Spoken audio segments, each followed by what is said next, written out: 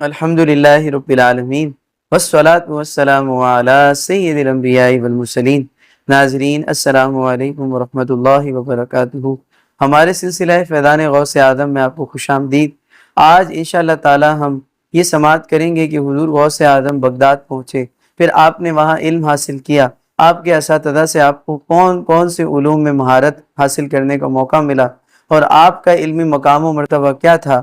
سب سے پہلے ہم آپ کی سند حدیث سے فراغت پر جو آپ کے استاد محترم نے آپ سے بات کہی وہ سماعت کرتے ہیں کہ جب آپ کے استاد آپ کو سند حدیث دے رہے تھے تو کہتے ہیں کہ الفاظ حدیث کی سند ہم آپ کو دے رہے ہیں، لیکن جو معنی حدیث ہے وہ آپ ہم سے بہتر جانتے ہیں، اور کئی ساری احادیث کے مطالعے، کئی ساری احادیث کے معنی جو آپ جانتے ہیں وہ اس تک ہماری بھی کبھی رسائی نہیں ہوئی۔ جو آپ نے ہم سے حدیث کا معنی بیان کیا ہم کبھی اس تک نہیں پہنچ سکتے تھے۔ یہ آپ کی شان ہے کہ آپ کے استاد آپ کی ایسی تعریف کرتے۔ علامہ عبد الوہاب شعرانی علیہ رحمہ فرماتے ہیں کہ حضور غوث اعظم 13 علوم پر جو ہے وہ تقریر فرمایا کرتے تھے۔ آپ کو اللہ تبارک و تعالی نے ایسے علوم عطا فرمائے تھے کہ آپ ایک تقریر کو 13 علوم کے ذریعے بیان فرمایا کرتے تھے، 13 علوم میں تقریر فرمایا کرتے تھے۔ یہ آپ کی شان تھی۔ علامہ عبد الوہاب شعرانی علیہ رحمہ فرماتے ہیں یہ امام ربانی ہیں علامہ عبد الوہاب شعرانی، اور تصوف کے بہت عظیم امام ہیں۔ آپ حضور غوث اعظم رضی اللہ تعالیٰ عنہ کے بارے میں فرماتے ہیں کہ حضور غوث اعظم کو اللہ تعالیٰ نے ایسا علم عطا فرمایا کہ صبح فجر کے بعد پڑھانے کے لیے بیٹھتے تو اپنے طلبہ کو، مدرسے کے طلبہ کو حدیث پڑھاتے، فقہ پڑھاتے، اصول پڑھاتے، علم کلام پڑھاتے، پھر دوپہر میں آپ لوگوں کو قرآن پاک پڑھاتے اور آپ لوگوں کو قرآن پاک 7 قرات سے پڑھاتے۔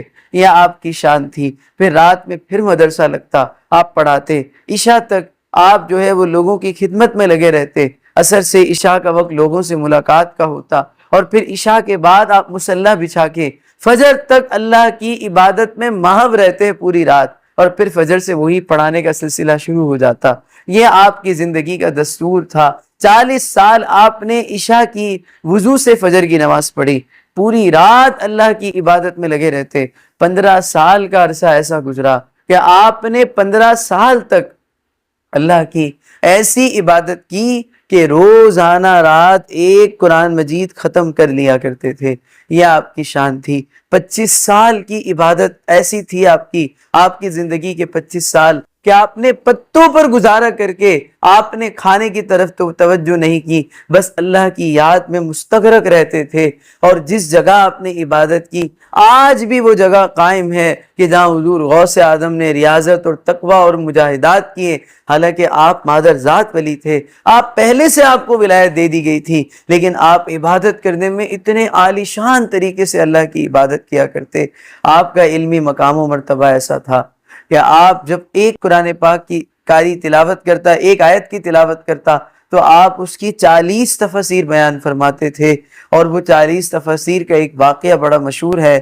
علامہ ابن جوزی علیہ رحمہ محدثین کے امام ہیں، آپ کا بڑا مقام ہے حدیث پاک کے فن میں، لیکن جب حضور غوث پاک کی بارگاہ میں حاضر ہوتے ہیں اپنے دوست کے ساتھ، آپ کے دوست حضور غوث پاک کے مرید تھے، تو کہتے ہیں کہ ایک آیت تلاوت کی گئی، آپ نے ایک تفسیر بیان کی، آپ کے دوست آپ سے پوچھتے علامہ ابن جوزی سے اس تفسیر کا آپ کو علم ہے؟ بولا بالکل ہے۔ دوسری تفسیر بیان کی، تیسری تفسیر بیان کی، دوست ہر تفسیر کے بعد پوچھتا اس کا آپ کو علم ہے؟ 11 تفسیر تک علامہ ابن جوزی علیہ رحمہ کہتے مجھے اس کا علم ہے، مجھے اس کا علم ہے۔ لیکن جب 11 تفسیر کے بعد 12ویں تفسیر حضور غوث اعظم نے شروع کی تو علامہ ابن جوزی علیہ رحمہ حیران ہو گئے کہ نئے موتی علم کے بکھیر رہے تھے۔ 40 تفاسیر آپ نے بیان کی، ایک آیت کی، اور پھر فرمانے لگے کہ یہ تو قال تھا، اب حال کی طرف چلتے ہیں، یعنی اب آپ اللہ تعالیٰ کے مشاہدات کی طرف لوگوں کو لے جا رہے تھے، اور آپ اس کی طرف لے جاتے ہوئے صرف آپ نے ابھی کلمہ طیبہ پڑھا تو علامہ ابن جوزی علیہ رحمہ روتے ہوئے آپ کی قدموں میں آ کے گر پڑے۔ یہ آپ کی شان ہے کہ اتنا بڑا علم، لیکن حضور غوث اعظم کی شان بہت زیادہ بڑی ہے۔